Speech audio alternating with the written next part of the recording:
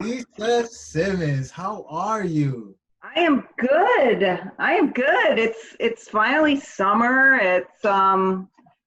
It's a little too warm. But I mean it's good. I can't complain. I mean, it was so funny. I was talking to somebody today and we were just like, it's just so overwhelming. Every day is so overwhelming. There's like another piece of news to just like throw you back, right? And be like, oh, I just can't deal with another thing. So it's sort of like we were talking about like how are we finding joy, right? We've got to turn off the TV. We've got to focus on the things that we have control over, focus on the things that bring us joy, because if not, it's just every day and it's overwhelming. I'm trying to do that. I love to garden. So, in between meetings, I'll run outside and like pull a plant apart or stick my hands in the dirt or something. That always makes me feel good.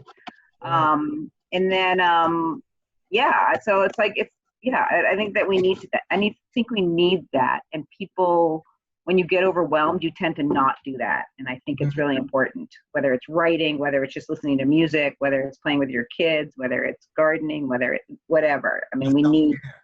That's self-care. yeah, self-care is so important right now. Yeah, sure. Thank you so much for your time and rocking with me during for this passion project, Panic and Patience. I admire you and the work that you've been doing over the years, and I have so many questions that I want to ask you and so much to talk about. But before we get started, I just want to know a story about anything. Could be from yesterday or it could be from 20 years ago. What you got for me today? I don't even know. I was thinking about that and I was thinking, I have so many stories about sort of like how I got into this business. And, Hmm. I don't know if you know, I started as an actress. I was an actress for like 15 years before I sort of went behind the scenes and started color film with Hmm. Mike Trent. And I'll never forget, I had made that decision. I didn't do this in college. And in high school I was a jock. I played lacrosse and field hockey, and in college. And I came home and I was like, I think I can do that. I think I can be an actress. Like, what's that all about? And so I started taking classes at Boston Casting and College Pickman Casting. And I remember, I think it was Angela. I think it was at Boston Casting, and I got cast in this Old Spice commercial. And Mm. I was like, oh my gosh, I actually had to go to the set. I drove to New Bedford because, of course, we're by the sea and it just makes sense. And I was an extra, of course. And I'll never forget, I had this huge scene where I was on a bicycle and I had to ride past the Old Spice Man. I mean, like, here's me riding by, and here's the Old Spice Man. I'm riding right by him. And here he is in his knit sweater, and I'm like, oh my God, this is like my first commercial. This is so exciting. Like right out of the gate, I've got this major commercial with this Old Spice guy. Yeah. I told everyone about it, and it was really exciting. I was waiting for it to come on. It comes on, like the Old Spice commercials on, the Old Spice commercials on. There the Old Spice Man is, and there I go by, and the only thing you see is my foot.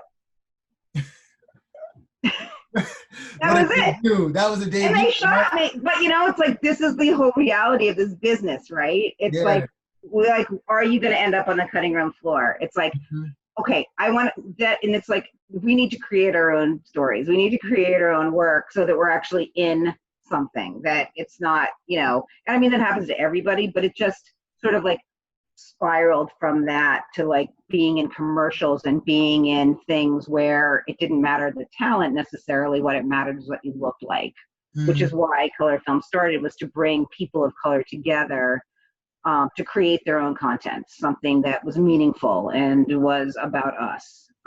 So yeah, that's my big break, in the business. That's the Old Spice girl on the bicycle, but you got to see my foot.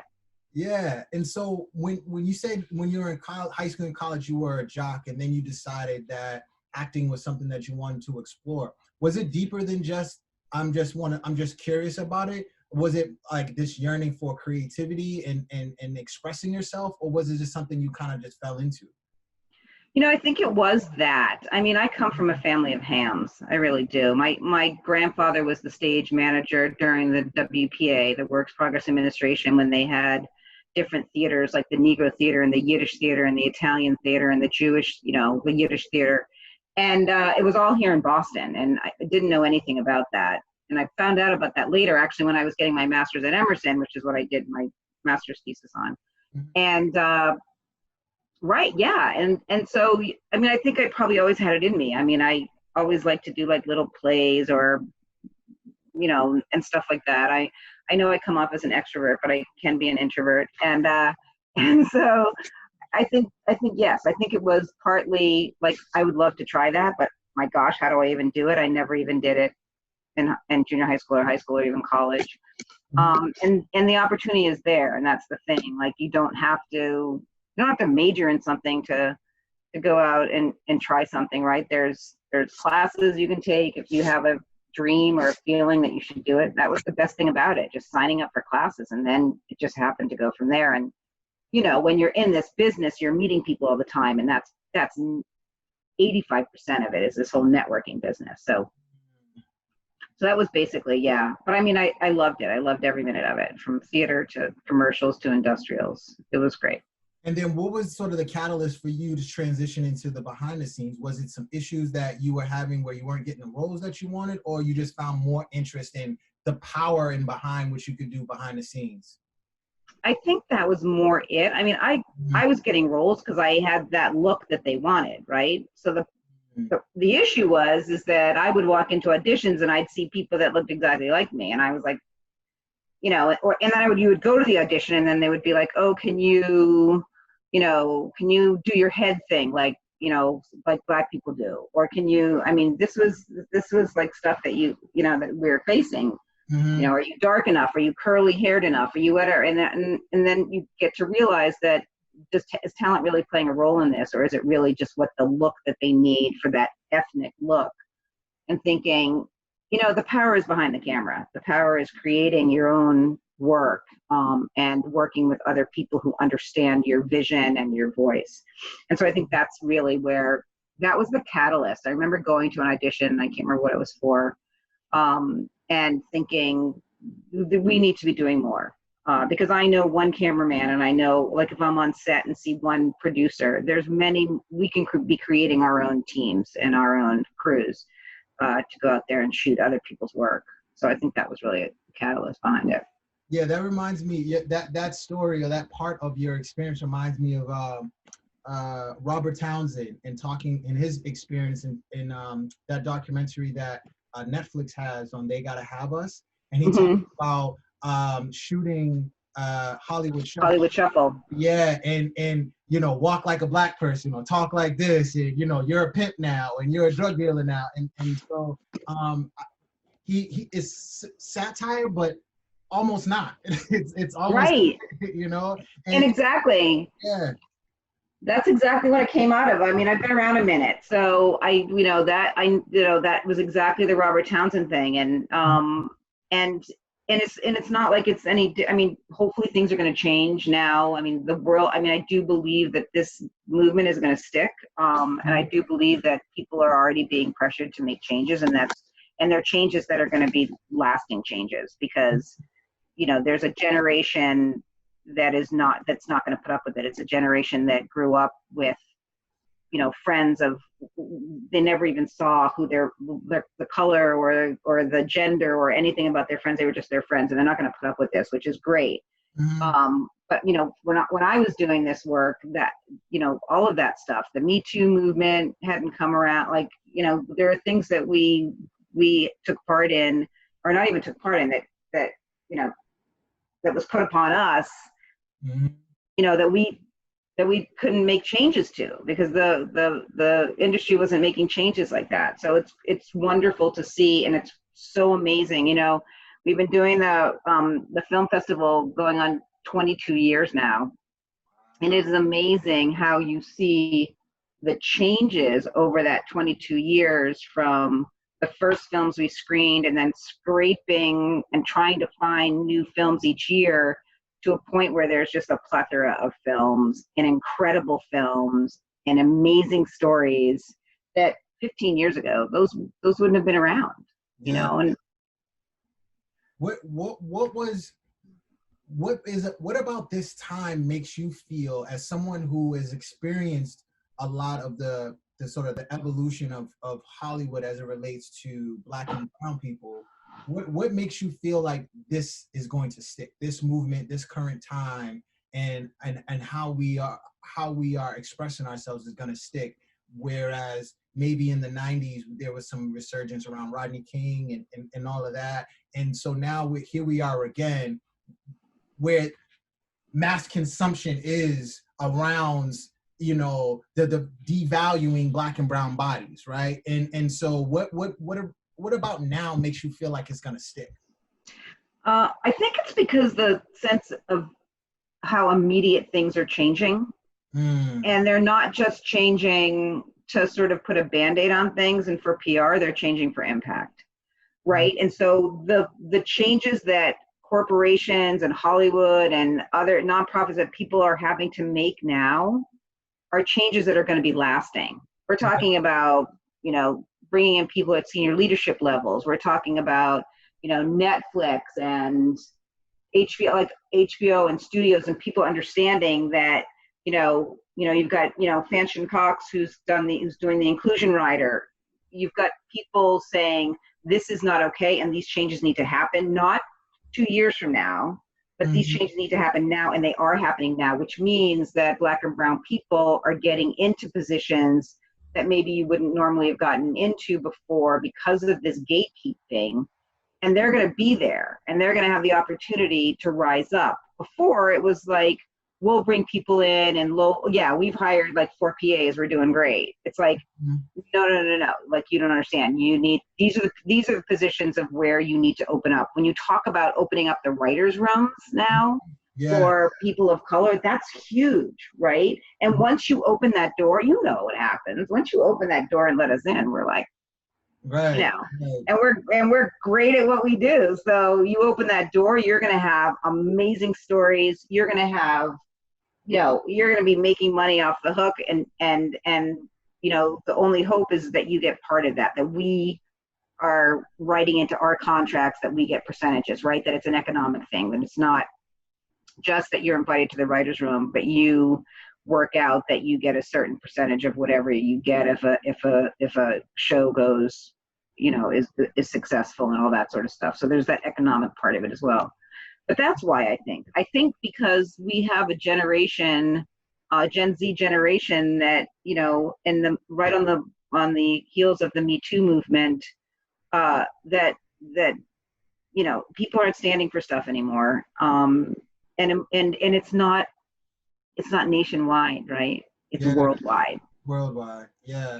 And do you think, like, before we get into the Roxbury Film Festival, which I think is incredible, that you've been doing it for 22 years now, but you talked earlier about this idea of power behind the scenes, right? And so you have one aspect where, you know, a few years ago, there was an Oscar So White, right? A lot of that has to do with, like, in front of the camera, right? The supporting actors, leading actors and actresses, and so on, directors. But then you have this whole other world of below the line, you know, folks who, you know, producers, writers, like the list goes on. And so now when you talk about a level playing ground, whereas you don't need millions of dollars to make stuff. And so how has the leveling playing field of the behind the scenes manifested to where now you have plenty of films to choose from, you know, to in your film festivals, and be able to consume? Because I think that a lot of us, you know, we'll be happy to see, you know, a person of color that looks like us, but who's writing those movies?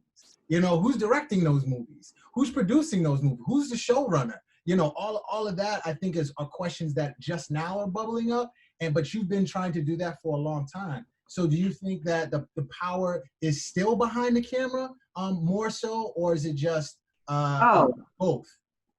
Absolutely. Yeah. I mean, of course, there's power in front of the camera that comes with dollars, and that comes with prestige, and it comes with, you know, people listening to you because Yeah. they know you and you're a celebrity, and that's an important piece of the creation of, you know, Black and brown content and the authenticity of that content.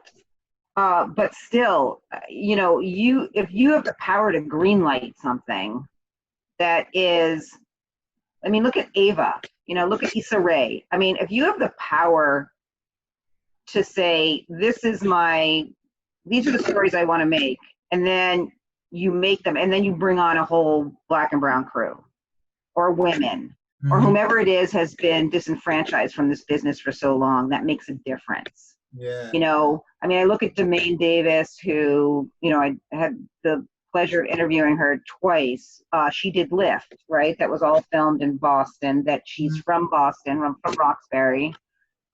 We had it at the film festival. One of Kerry Washington's first movies. And she was in advertising, and then she ended up going back to advertising because there really weren't any opportunities. And you know, Ava calls one day and says, I want you to write, you know, for Queen Sugar. And, you know, and she was like, no, let me pass on that for a minute. And then Ava calls her back and she says, I want you to direct episode whatever. And that just turned into, you know, Madam C.J. Walker, and, you know, turned into, so it's like, if you are allowed to walk through the door, which we have not been allowed to do, then those other things open up for you. So yeah, so being behind the scenes is incredibly important and incredibly powerful, and we need to do more of that. And it's not even just in directing and cinematography, but it's in producing, because you have the say at that table to say, that's not right, like that's not going to work, you know, like that's, you know. I mean, you look at Gina Prince Bythewood, right, who just did the new movie that's on Netflix, that's made out of a graphic novel, which I saw, and why can't I think of the name of it right now? The Guard.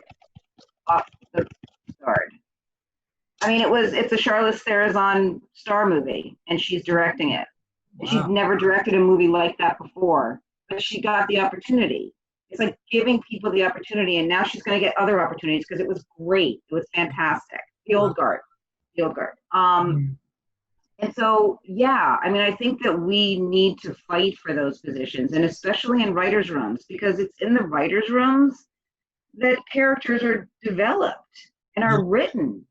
If we're not in those rooms, then those characters are developed and written by someone who thinks they know what a character, a Black or brown character, is going to say or do, and is going to write them from what they know. Right. And that's problematic. It is. And so your building community for you seems to be very intentional as it relates to the Black and brown community in film. Walk me through when you started going more behind the scenes and started to cultivate your network to begin the Roxbury Film Fest. Yeah, you know, I mean, so the film festival, the film festival started, you know, Candelaria Silva got a grant with Act Roxbury. It was like $5,000 because the board was like, we should do a film festival. And it just happened to be that Color Film had started at the exact same time. And they called us and said, do you want to partner with us? And we'd always wanted to do it, but we didn't have the means by which to do it. Now we had an organization that could help fund, you know, a lot of those costs. And, you know, no one knew what was going to happen. And there weren't a lot of, you know, Black films out there that were quote unquote celebrating people of color, right? I mean, it was 98, I think. And you had all these stereotypical images of people, and it wasn't about that. And it started also because you had all of these great filmmakers here in Massachusetts that weren't getting into any festivals because they weren't writing those movies. They were doing these esoteric, you know, whether, you know, movies or like love stories. Festivals are like, what do we do with this? You know, that's not a Black story. Yeah. You know what I mean? And so that's really why it started. And it continued. as that, as really, and its mission is still that 22 years later, is to support local filmmakers. But I'll never forget, you go into something not having really oftentimes knowing what's going to happen, and we knew what the benefit was going to be for the filmmakers, right? We knew that.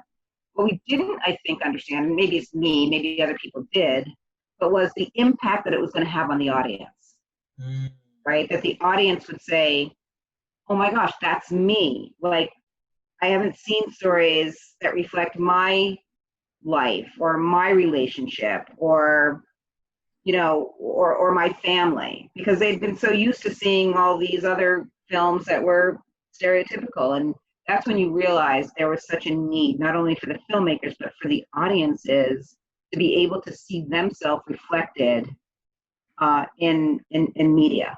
And so we continue today, 22 years later, with that same mission to celebrate people of color around the world, and to create a continuum of Black and brown voices, and not just one specific one, which is why independent films are so important. Yeah, absolutely. And I'm a product of You are. for those efforts. And I thank you. Like one of my first films, I entered into the Roxbury Film Festival, and that's really where I got my start. And it got more than my start is where I got my confidence, because when I walked into that room and I saw your face and your arms and the way you hugged me and saying to keep going, as a student coming out of, a predominantly white institution that suppressed a lot of the stories that I wanted to tell because it wasn't embraced. It wasn't embraced. And so I walk into a room where the person who has started this is welcoming me with open arms and telling me to keep going and that my work is important. It meant so much. It meant that my stories mattered. It meant that my skill set was valued. It meant that the stories that I was telling connected with the community in ways that I hadn't been told that they would, right? And I think more so than getting the accolade and the awards and all that, just that in and of itself is sort of the basis of what I think our community needs, is not only the encouragement to tell the stories, but a platform in which to tell them, right? Wow. And I think that's something that I thank you for and your entire team, because I'm not sure what stories, or if I would still be interested in telling those types of stories, or stories period, had it not been for the Roxbury Film Festival and the amazing work that you all are presenting to our community. So I definitely want to thank you for that. Well, that's, it's funny. That's really powerful, Jay. So I appreciate that. And, and that's probably part of, like, for me and our entire team, is this incredible love for filmmakers, and like really fiercely independent filmmakers that, we moved from, for the first 10 years, I think we were we weren't celebrity driven, but it was like, we always felt like we needed to have our opening night with a big celebrity or whatever. And then, we switched off of that and said, this is really about filmmaking. This is really about embracing people that come. And so maybe that's wonderful for you to say that, because, we work to make sure that people feel a sense of love and appreciation, and that not one big film is better than a smaller film. Like, all the films are important and they all tell stories, or they wouldn't be in the festival. So we really wanted to move away from, here's opening night and that's the most important thing, and we have a bunch of these other films because we need a festival. No, it was like every single film gets our same attention, gets our same marketing, it gets our same love. We're there at the festival every night. So, that's what we want. We want you guys to feel loved and valued at the work you do. It's not easy. It's not easy. And it's not easy to find an audience. No, it's definitely not. And how has the Roxbury Film Festival evolved? Well, how have you evolved, as a producer of this? Because I can only imagine the people that you've met, the things that you've learned, the things that you've experienced. I'm sure that has to permeate through your spirit and your energy on how you move through life. Oh, wow. I think I've gotten better at finding good film. In saying that though, because it's gotten very difficult. I mean, over the last probably 8 years, it has become more and more difficult to choose the films for the festival because there are so many incredible stories. And it's because, and because equipment is cheaper, Mhm. because people have had these stories in their head all along, that people are coming from being graphic designers to being photographers or whatever, and they have the skills, they just didn't have the technology to be able to do it, and now it's there and it's affordable, and that makes a huge difference. But for me, I think it's just, it's no longer, it's not work, it's this passion and this love for finding these stories that nobody has heard about, right? I mean, that's what we, and now my sister Allison is the co-director of the festival. It's become a real family affair, and she's amazing. But it really is for us. It's like, oh my gosh, did you know that? Oh my, okay, our audience is going to love that, and also understanding who our audience is and what they're going to like and what they're not going to like, and then pushing them in a way that they haven't been pushed before. So I'll be like, they're not gonna, like, I have a film this year that I'm like, I know this is gonna be a tough one because it's virtual and I can't capture them in a space, but we're gonna push it anyway, right? I'm gonna push my opening night knowing full well that I might not get a full house, but it's gonna set the stage for the whole festival, right? So it's sort of like, I'm much more willing to take a risk at that. And especially with like fiercely independent filmmakers who have had these great stories to give the spotlight, because it's not always the celebratory celebrity films that do that. It's oftentimes these stories that people are going out and finding people in their neighborhoods that they had no idea were these heroes, right? It's so important that we capture those. Yeah, I think it speaks to our culture too, right? Like, as Black people, we pride ourselves on discovery. Like, oh, did you hear this new song? I got these new shoes. Right. Right? Like, that's what we do to each other. Growing up, like in hip hop, like, we always talked about the new album or the new mixtape or the new sneakers or the new this idea of discovery and pride that you have that somebody who looks like you is creating something amazing. And I think that's the joy. It sounds like just the way you light up talking about it, the discovery is almost the joy in the whole project, right? Right. Discovering all these amazing stories. That's so funny. I never thought about it that way. You're right. And then it's the discovery, and you're so excited about it, and then you're like, oh my God, what happens if everyone hates it? Like, and then there's that panic that maybe I just loved it. Like, maybe I love that beat and it's really ridiculous, it's really awful, or else someone else found it 5 days ago and I'm like behind the 8 ball. Oh no, exactly. It is true, but it's those discoveries that, and finding films that no one else would take a chance on, and watching an audience come out of that theater blown away. And what would you say your favorite? What would you say is your favorite moment in this 22 years, or one of? Because I'm sure there's plenty. What was one of your favorite moments in the Roxbury Film Festival as it relates to connecting with the audience? Was it a film? Was it a conversation that you had with a filmmaker? Oh my God, there's so many. I mean, my experience with Billy D was just crazy. He flew. He landed, he'd had hip surgery. I'm like, what are you doing here? He's like, my director told me I had to come. And I'm like, okay. And then everyone just like falling out because it was like Billy D. And then he was like, okay, so what are we doing this weekend? And I'm like, I have a festival to run. He goes, well, can't we have dinner? And I ended up like spending the weekend with Billy D. And I'm like, really interesting. And then the other moment with Ruby D, when she came to our closing night film, and it was like, please, and I was like going back and forth, and then her daughter, I can't remember who it was, who said, you know what, like at the last minute, if you get her a car and driver, she'll come. And I go, I get on the phone.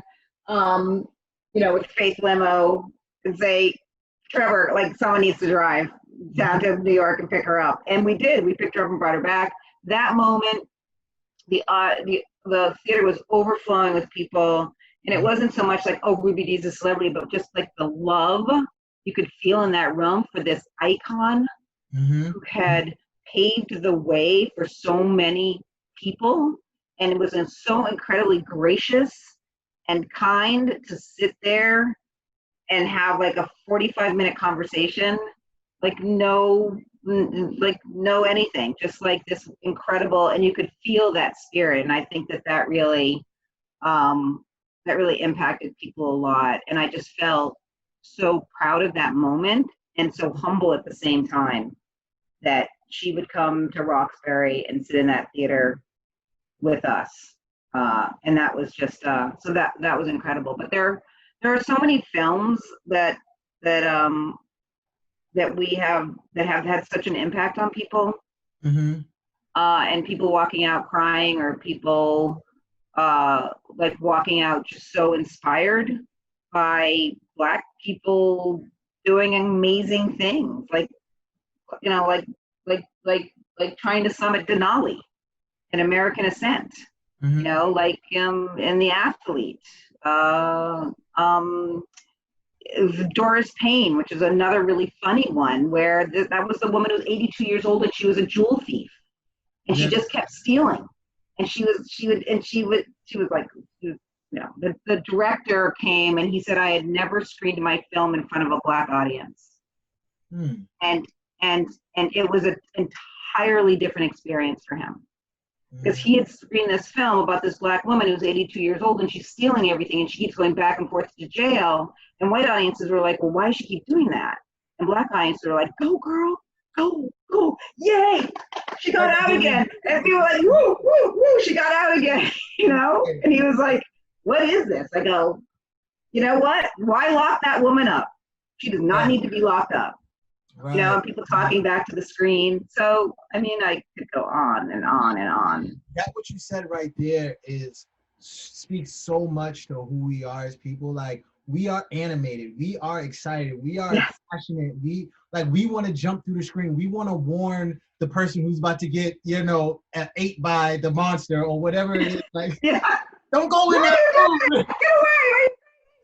Right, when we laugh, we can't just chuckle in our seats. We gotta slap the next person. We gotta stand up. Like, that's who we are. And I feel like that's really the only time that we're able to have those spaces and had that moment is when we're in spaces that embrace that kind of camaraderie and community, right? It's like, right, we're in a room full of Black folks, we already know how we gonna act. Like, that's just what we do. That's just what we do, and that's how we enjoy the story, because that's essentially what makes us human. Whatever's on that screen has connected with that audience in a way to make them react, and I think that's the whole point of.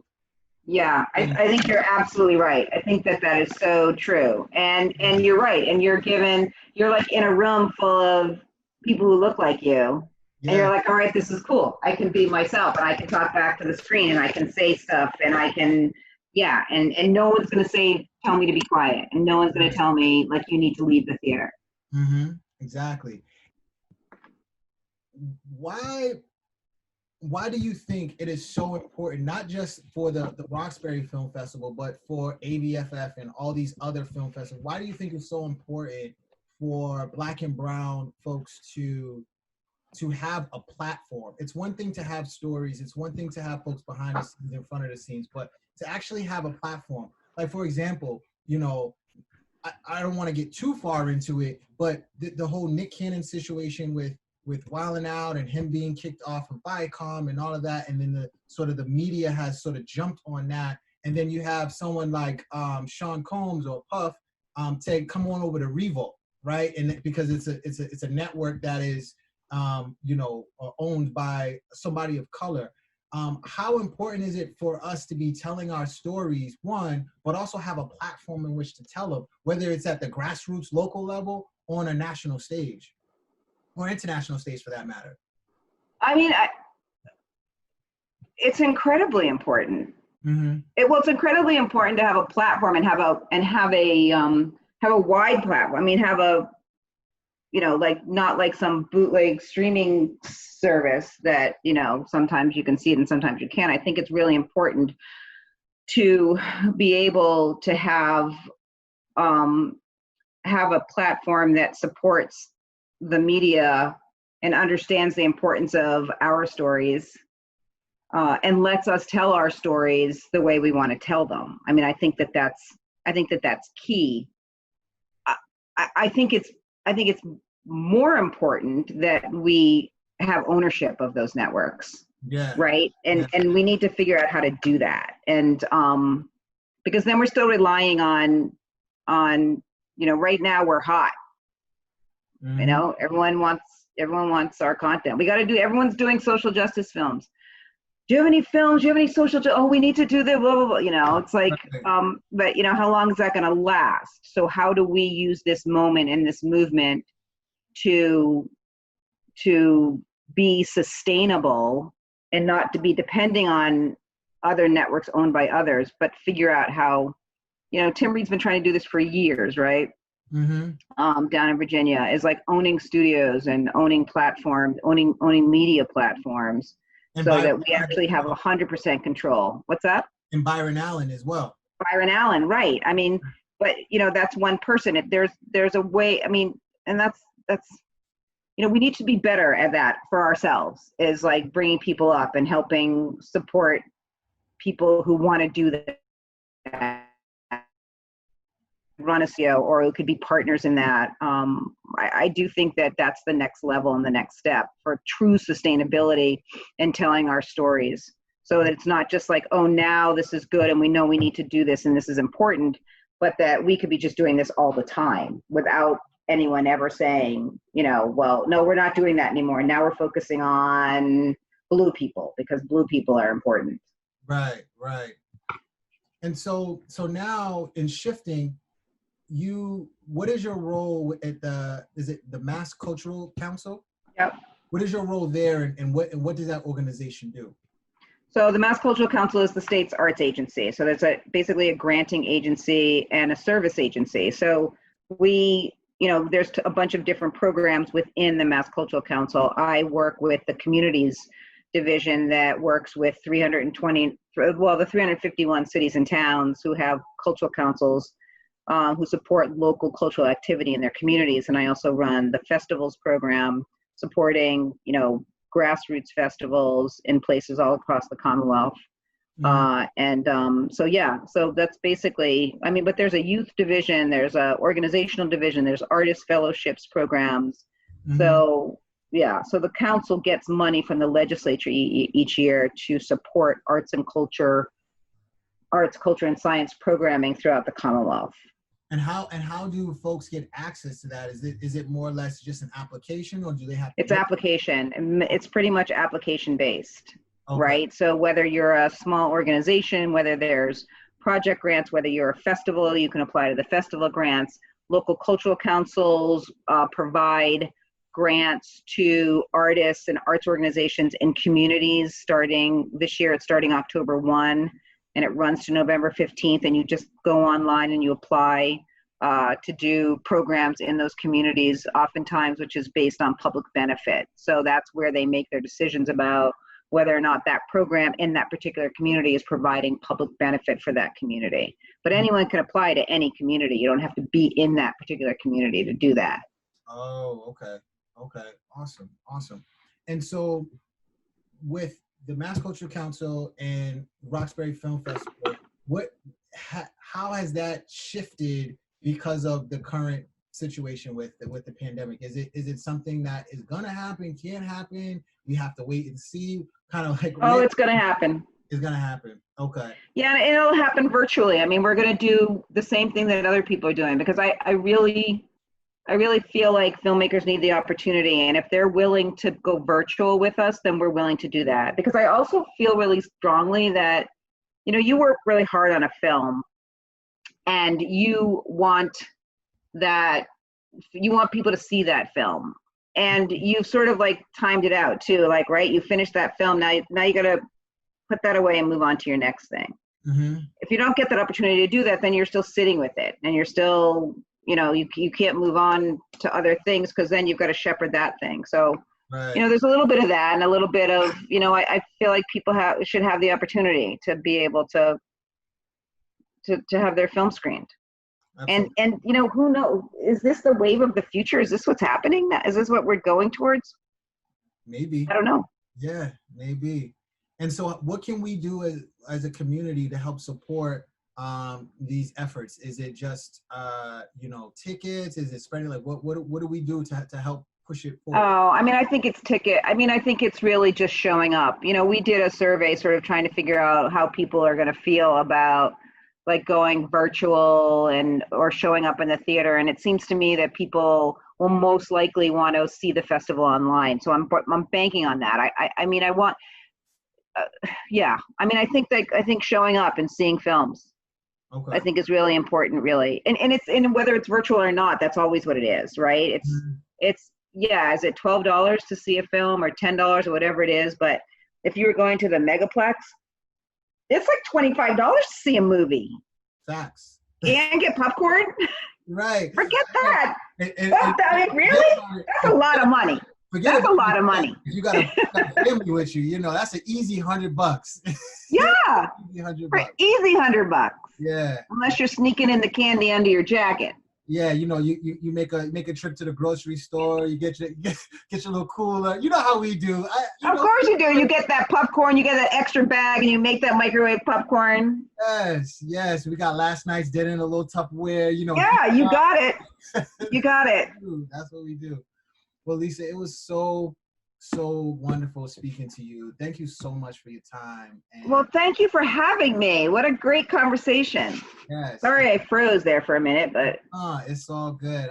Before I go, I just want to let you know that I love you. I see you. You matter. And I'm so looking forward to the next chapter in the Roxbury Film Festival and what you have in store for us next. Thank you so much. Well, thank you. And I'm looking forward to your next chapter. Yes. You have a great rest of your day. You too. Thank you. Bye-bye.